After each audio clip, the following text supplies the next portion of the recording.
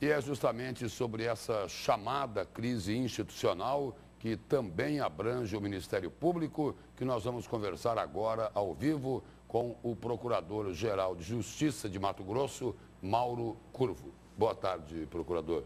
Boa tarde, Lúcio. Boa tarde, telespectador. Procurador, nessa última operação, na Operação Esdras, que prendeu 8 pessoas, o Ministério Público de Mato Grosso não foi ouvido, não foi convocado para emitir um parecer sobre a decisão do Poder Judiciário, a decisão do desembargador Orlando Perry. Patrolaram a instituição ou não?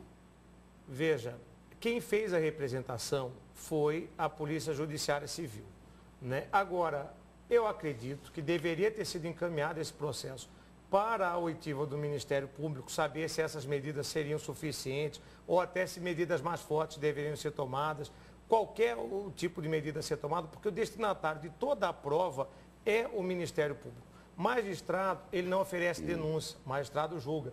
Promotor de justiça oferece denúncia, mas não julga. As funções devem e têm que ser mantidas de modo separado. Então, eu acredito que dizer que não encaminhou o processo para o Ministério Público, porque haveria envolvimento de membros do Ministério Público no apoio a essa organização criminosa, acredito eu, não é a decisão mais acertada para esse caso concreto. Procurador, o senhor disse aí de forma bem clara que o juiz, o magistrado, ele não julga. Nesse caso, julga, ele não oferece denúncia. Ele julga, ele não oferece denúncia. Mas nesse caso aí, teve pré-julgamento? Não sei porque eu não conheço esse caso, né? Ao não ouvir o Ministério Público, baseando-se na informação de que integrantes do MPE estariam envolvidos. Pois é, vamos falar em tese. Quando você deixa de ouvir o Ministério Público, que adota posturas bastante rígidas, com decretação de prisão, você abre a possibilidade de quem está preso alegar isso. Que não haveria a ausência do Ministério Público pode ter contaminado isso. Você abre margem para a defesa alegar esse tipo de coisa. O coronel Evandro Lesco chegou a declarar numa das gravações aí, e isso consta na decisão do desembargador Orlando Perry, a seguinte frase, abre aspas, o Ministério Público é nosso aliado, fecha aspas. Como é que o Ministério Público recebeu essa informação? Veja, vamos começar do início. Eu vejo duas possibilidades para essa situação, para essa frase ter surgido ali naquele contexto, daquela conversa que foi gravada. Primeira possibilidade, o coronel Lesco poderia estar se referindo a manifestações nossas, que são de domínio público, todo mundo já ouviu, que é a grande divergência que nós temos com o desembargador Orlando Perry na condução desses procedimentos, que diz respeito ao seguinte, a nosso ver, a partir do momento que o doutor Mauro Zac afirma que tudo foi feito com conhecimento e para benefício do governador do Estado, e nós remetemos esse sistema de declarações dele para a Procuradoria-Geral da República, que então pediu a instauração de procedimento no Superior Tribunal de Justiça, a gente entende que a partir daí, tudo que não disser respeito a crime propriamente militar deveria ter sido remetido ao Superior Tribunal de Justiça, para a gente aguardar que o Superior Tribunal de Justiça então fizesse o desmembramento, encaminhasse de volta aqui, para daí a gente então prosseguir sem risco nenhum, com risco zero daquilo que está sendo feito ser anulado. Essa posição jurídica a gente manifestou no processo, essa posição jurídica a gente vem manifestando nas entrevistas que a gente tem dado a respeito disso e é o motivo da nossa divergência com o desembargador Orlando Perry. Então, possibilidade 1, ele podia estar se referindo a essa posição jurídica e institucional do Ministério Público no caso concreto. Possibilidade 2, ele podia então querer estar ali querendo impressionar o interlocutor dele, o coronel Soares, e dizer que ele tem um prestígio, tentando vender um prestígio que efetivamente ele não tem. Dentro da possibilidade 2, o que a gente pode trazer aqui para o telespectador? A gente pode trazer para o telespectador a verdade, a gente pode trazer para o telespectador fatos, porque o melhor antídoto para a maledicência e para a mentira é a verdade. Quem é que decretou, quem é que opinou no Ministério Público para decretar na prisão do coronel Evandro Lesco? Perfeito, olha, esse caso que está aí, o coronel Lesco, ele foi denunciado por mim, eu pedi a decretação da prisão, não só dele, como de todos os envolvidos. Nós pedimos também decretação de busca e apreensão na Casa Militar. Então, quem tomou as providências que o levaram à prisão e que a denúncia foi recebida outro dia, fomos eu e doutor Marcelo Ferra, que também foi mencionado, porque doutor Marcelo Ferra, que fez a sessão do Pleno do Tribunal de Justiça, onde foi recebida a denúncia e pugnou lá pelo recebimento da denúncia. O senhor chegou também a se declarar impedido depois, nesse caso dos grampos. Suspeito.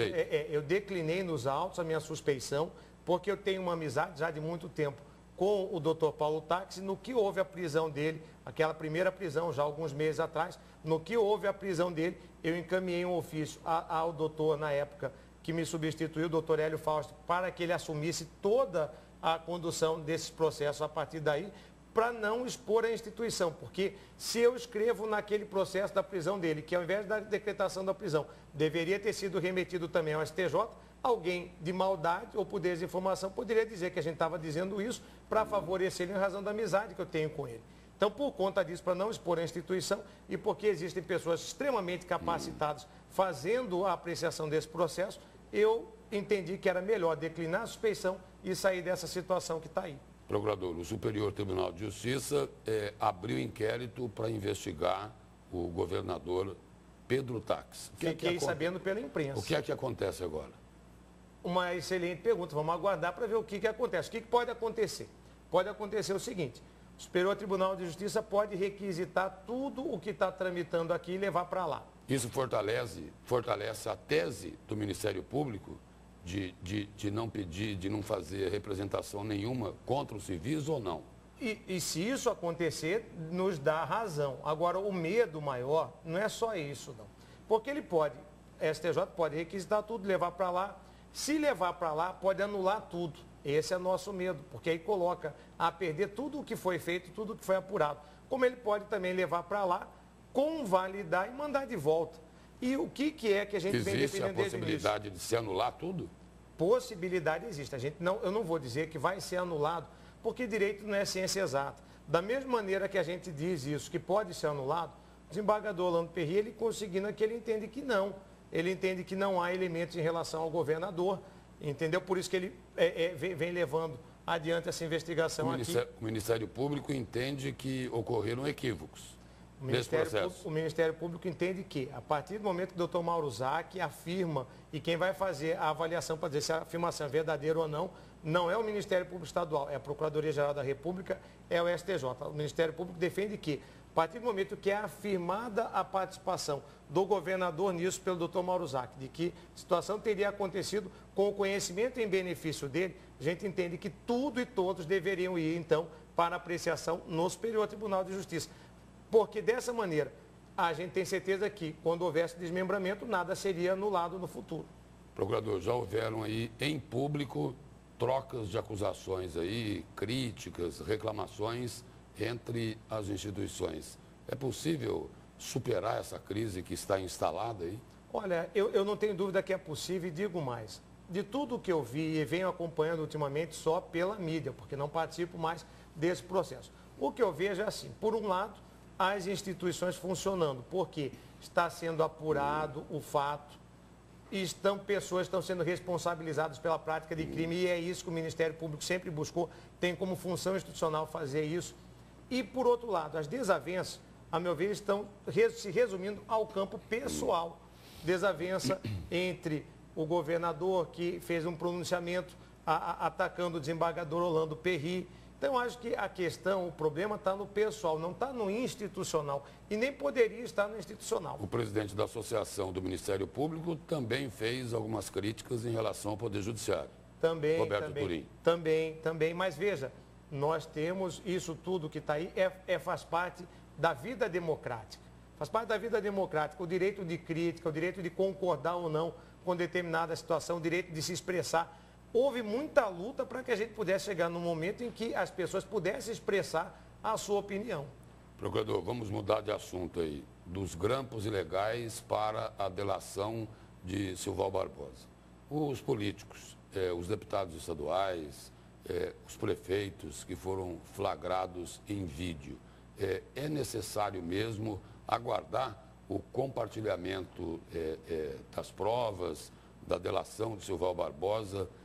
O Ministério Público tem que aguardar esse posicionamento antes de acionar por improbidade administrativa esses políticos, Lúcio, ou não? Ou não é preciso isso? Lúcio, vamos passar para o telespectador a situação para ele entender ela com toda a clareza, observar essa situação na sua inteireza. O que acontece nisso que está aí? Não há foro privilegiado por prerrogativa de função na improbidade. O que eu quero dizer? Quero dizer que, a princípio, nós poderíamos mover uma ação de improbidade contra as pessoas que foram filmadas e pegando simplesmente a filmagem e pegando as declarações que já foram publicizadas do ex-governador Silval Barbosa, que dizem que aquilo ali se refere a pagamento de propina para ele manter, que na época ele fazia, para manter o esquema de desvio público que ele participava dele funcionando. Poderíamos fazer isso. Agora, o que nós sabemos? Nós sabemos que, além disso que foi filmado, além dessa parte que já foi publicizada, existem outras situações que estão lá e que estão sob sigilo. E nós não sabemos, então, até porque estão sob sigilo, se elas dizem respeito ou não a essa situação do pagamento desse, vamos chamar assim, mensalinho. Qual é a grande preocupação nossa? Nós já fizemos o pedido de compartilhamento, 2 pedidos, não foi só um não, 2. Nós também já pedimos uma audiência com o ministro Fux para pedir que nos remeta a isso o mais breve possível, para a gente tomar conhecimento do todo e, em cima do todo, mover uma ação pedindo, se for o caso, o afastamento dessas pessoas do exercício do cargo público por todos os motivos que já estão lá, residindo também naquilo que a gente desconhece porque está sob sigilo. Qual é a preocupação nossa? É não começar um processo que vai ser discutido até em última instância sem ter conhecimento do todo. Porque depois que você começa, depois que a pessoa é citada, você não tem como mais mudar a demanda. E aí nós podemos ter provas que favorecessem nossos pleitos, que nós deixamos de levar em consideração, porque ao invés de trabalhar pela segurança, nós estaremos trabalhando pela pressa na medida.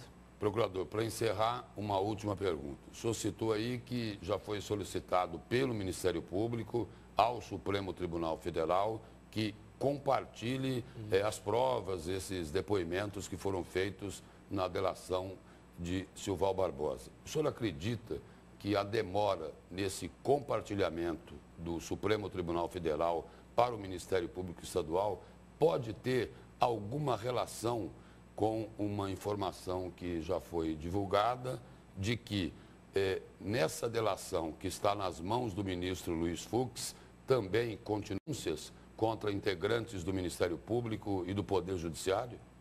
Pode ter alguma relação? Acredito que não, pelo seguinte, se isso for assim, então está se confundindo as pessoas com a instituição.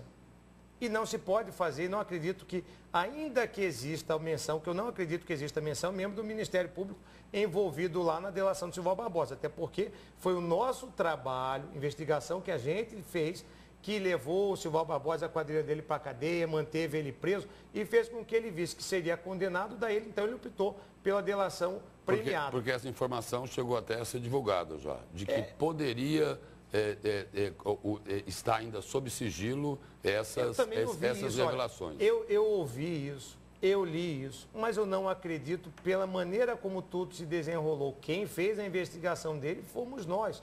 E aí tudo isso veio depois à tona por trabalho que nós começamos aqui e queremos terminar. E veja, na hipótese de que isso seja verdadeiro, hipótese essa que eu não acredito. Ainda assim, não remeter para cá não vai resolver o problema, porque quem tem atribuição para processar essas pessoas no campo da improbidade é o Ministério Público de Mato Grosso. Ainda que exista aí pessoa envolvida, isso não significa que a instituição está envolvida. E é só lembrar, só houve a delação porque houve o trabalho do Ministério Público na apuração dos fatos, que comprovou os desvios e que fez com que ele visse que iria ser condenado e fez ele pegar o caminho da delação. Se não enviou para o Ministério Público em função do que a gente conversava aqui, vai repetir lá o caso dos grampos? É uma coincidência? Agora, veja, pode ser, mas quer ver a coincidência que nos preocupa com o caso dos grampos? Eu vou lhe dizer qual que é a que nos preocupa bastante. É que há 3 semanas atrás houve uma busca e apreensão na Assembleia. Em tese, a princípio, o foro privilegiado do deputado estadual é o Tribunal de Justiça. Quem processa o deputado estadual é o Procurador-Geral de Justiça. E não fui eu quem pediu a busca e apreensão, não foi o Tribunal de Justiça quem decretou. Quem decretou tudo isso que está aí foi o ministro Fux, do Supremo Tribunal, e a pedido da Procuradoria-Geral da República. Por quê? Por conexão. A mesma tese que a gente vem defendendo no caso dos Campos, ela foi confirmada nessa medida, porque quem tomou todas essas medidas de 3 semanas atrás foi o Supremo Tribunal Federal, a pedido da Procuradoria-Geral da República, afastando também conselheiros do Tribunal de Contas, que também não tem foro no Supremo Tribunal Federal. Então você vê que aquilo que a gente vem dizendo, olha, encaminha para lá para evitar um problema lá na frente, isso nos preocupou mais ainda a partir de 3 semanas atrás, quando nessa situação da delação do Silval, a gente teve a aplicação da regra da conexão, porque a regra da conexão leva para os tribunais superiores tudo e todos que estão vinculados às pessoas que ali estão. Procurador, obrigado pela presença e pelas informações aqui no Jornal do Meio-Dia. Eu que agradeço o convite, agradeço aí a atenção do telespectador. Muito obrigado.